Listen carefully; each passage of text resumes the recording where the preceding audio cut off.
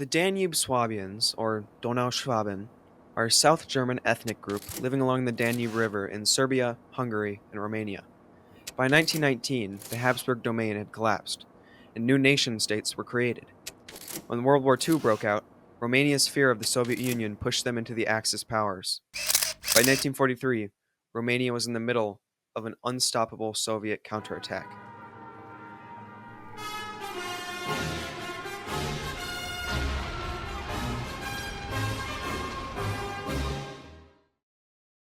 It's one of those situations where you've heard about it and you think you may have been there, but you're not really sure about it. My grandfather was born in Austria.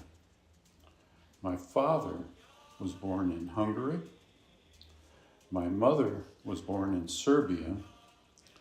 I was born in Romania. And we were all born in the same village. We were all German. My first birthday was in Hungary. My second birthday was in Austria. My third birthday was in France. And my fourth birthday was in Chicago. My dad was a Lutheran pastor. He would write his sermons in German. My mother would translate them to English, and then he would read them. I spoke German at home until I went to school. I learned English when I started school. I think my first art course was as a junior at Valpo. So I got a lot of credits, and I finished all my degree requirements when I was a junior. And but they had a residency requirement. So I had to stick around for another year. I started taking art courses. And in my senior year, I took, I think, all art courses. And I did well enough in that I got into grad school for Rhode Island School of Design in Providence, Rhode Island, which is, almost no one has ever heard of it. But people that know about art schools realize that it's one of the maybe 3 top art schools in the country. I got a Master of Fine Arts in sculpture, but I had gotten married and we had babies with us. But in the meantime, I got a job at the Art Institute in Chicago. So we came to Chicago and I started teaching there. I worked there for, I don't know, maybe 45 years. I retired, I'm trying to remember, I retired maybe 10 years ago.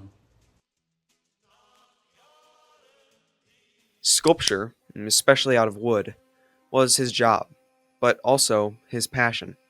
He still maintains a workshop. I was always interested in making things.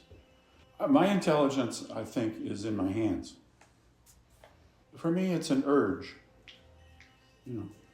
It's like the urge to eat, the urge to go to the bathroom. It's just something you have to do, that I have to do. I guess I am somewhat inspired just by the materials that I make things out of. And lately, since I stopped working in larger scale and metal and so on, it's been mostly wood that I work with. And I find it endlessly fascinating. It's kind of a living material. It's never the same, somewhat unpredictable. Mostly it smells pretty good. I'm not sure that I ever thought much about art or sculpture. It was just a matter of making things. And I no longer really call myself a sculptor or an artist. Like a lot of other cults, they think they're special. It's like governments and countries. Americans think that they're special. I've never bought that. His creations are not just theoretically neat or interesting. It's so much more. Completely inspired. Not inspired by other work, love, emotion, or pain in specific, but by the world in full. The sign on my shop says, Fred Nagelbach makes stuff. And that's what I do.